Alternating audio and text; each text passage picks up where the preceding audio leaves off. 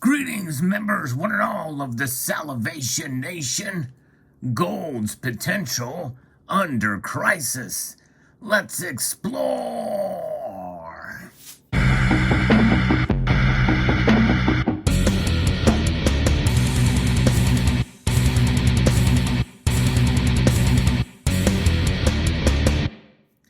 I've actually been a bit surprised to see gold move in the direction it has so quickly. I figured we'd see it move up under what's going on in Ukraine. That is the crisis that everyone is talking about right now, and it doesn't look like it's going to let up. At least as of the recording of this video, it doesn't look like to be the case. There's a lot of unpredictability. There was a ceasefire and then not. There is some nuclear threats, and I'm talking about power plants with fires and potential radiation leaks and the like. There's a lot of things going on, and a lot of those, any one of those situations within this conflict could cause gold to go up and the markets to go down. But let's talk a little bit about this here as I reference an article from sharpspixley.com, how gold is edging even closer to $2,000 an ounce. In fact, I did a video not too long ago with a revision of gold's price, and it got very close to reaching that revised gold prediction. So I may have to do another video with another revised gold price, trying to be somewhat conservative in my guesstimates, as opposed to last year where I made price predictions and they didn't come anywhere near those. But this is a different time than it was last year for a myriad of reasons. And right now, the war in Ukraine has been a game changer with respect to these precious metal prices. Gold in particular has seen something of a new lease on life. Not that it really needed one compared to silver, which has moved up in price on the coattails of the yellow metal. The PGMs, palladium in particular, have responded strongly too, and understandably so, because of the number one producer of palladium, which is Russia, produces about 40% of the metal. We talked about that in a recent video too.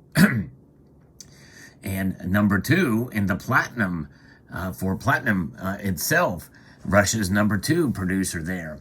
The stringent sanctions being put in place against Russia put unhindered supply and continuation under huge threat. Russia is also the world's second or third largest producer of gold, depending on whose statistics one takes to be the most accurate. And sanctions could reduce supply availability for the most important precious metal in terms of the global economy. As the end of the past week, we did see gold price was sitting at $1,972.90, which is just a few bucks shy of my revised prediction of $1,975. And really, that's about spitting distance of $2,000, a level which had seemed almost to be out of reach only a week ago.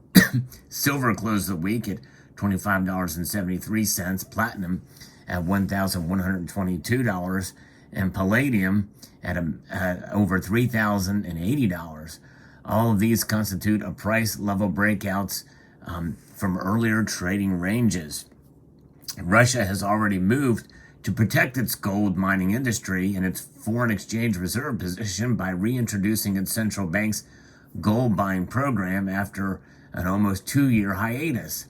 What will happen to Russia's other major export earners, oil and gas, remains a little more uncertain as the West halts Russian purchases at considerable cost to some European countries. China will undoubtedly take up some of the excess supply, but it's doubtful this will be a solution that can take place overnight. And also, with what I talked about in a previous video about that could cause the price of gold to skyrocket, is what the LBMA is doing.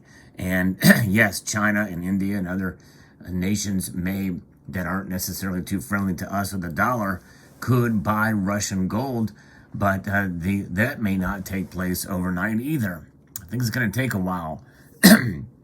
Its military geopolitical concerns, coupled with ever ongoing global inflation that may prove most worrying and could continue to drive gold prices upwards to unprecedented levels.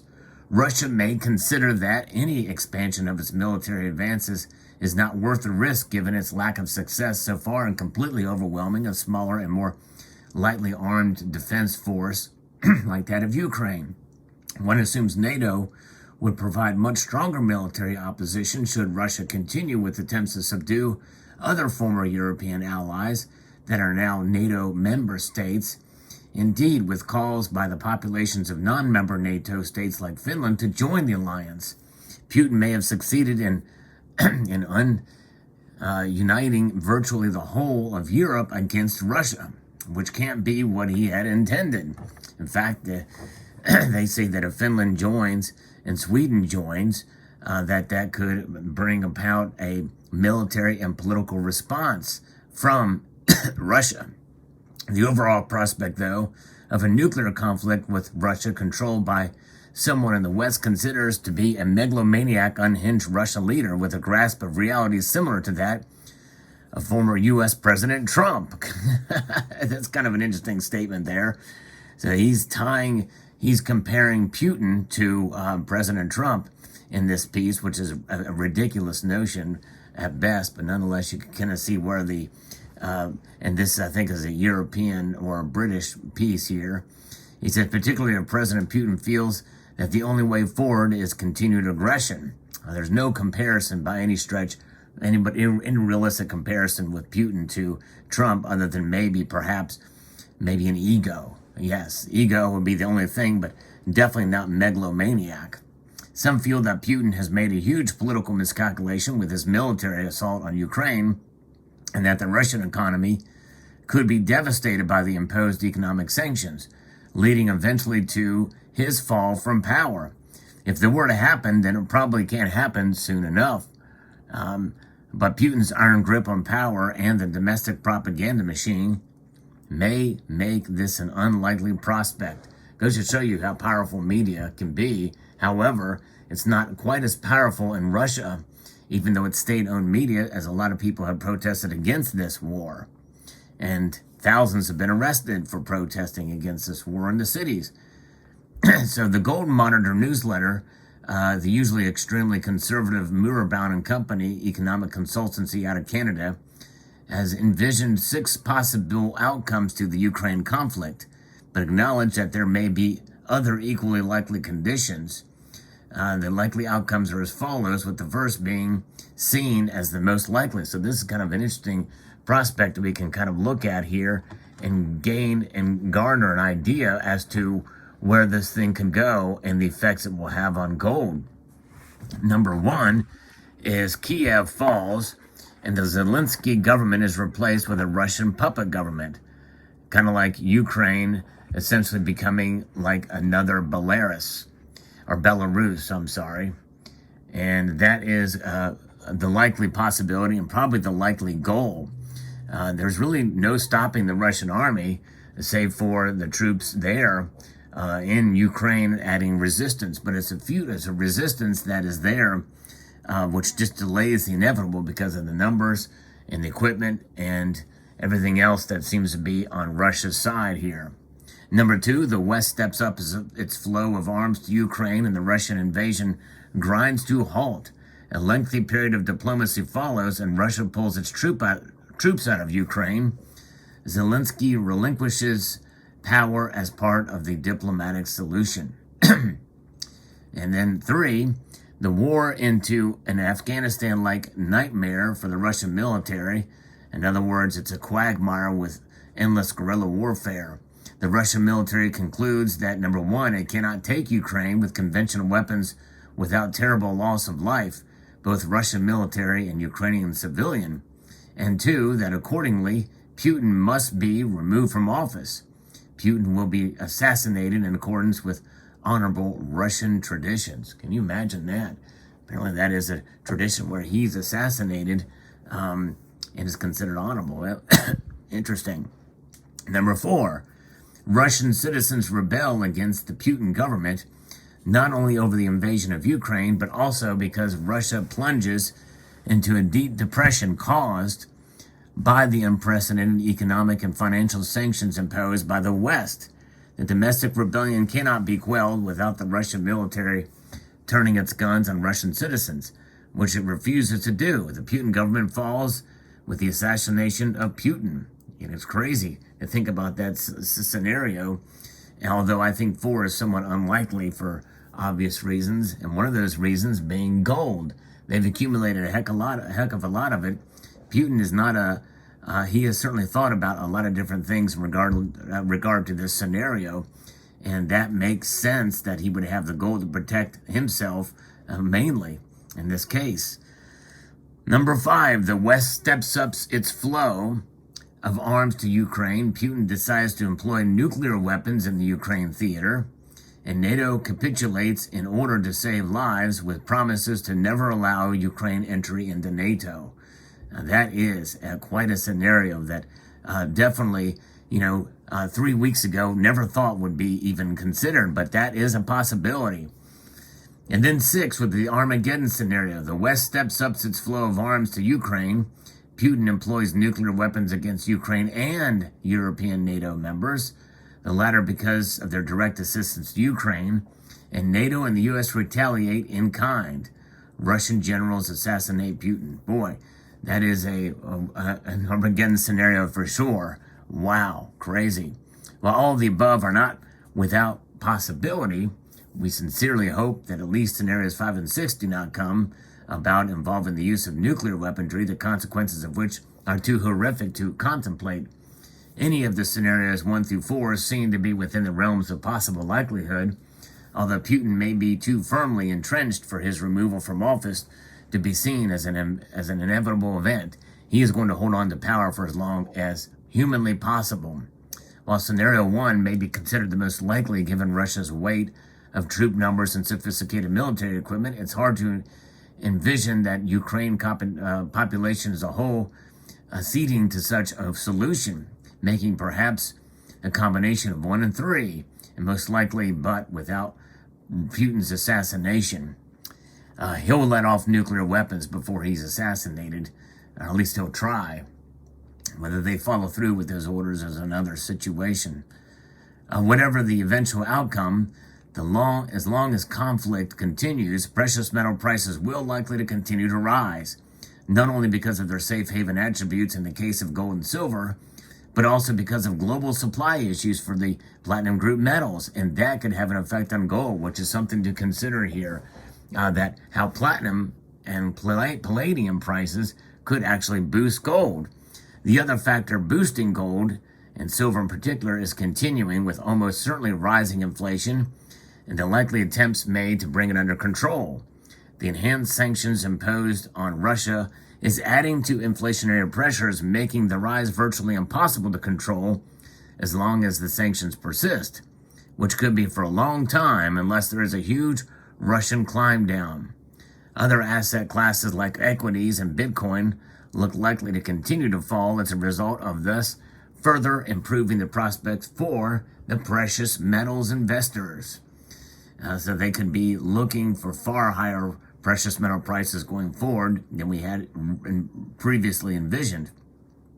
If we were bullish on this metal class beforehand, which we are at least doubly so in our current geopolitical inflationary environment. And I think that is actually a pretty excellent point here, that the geopolitical tensions that we're seeing are definitely adding to higher gold and silver prices, without a doubt.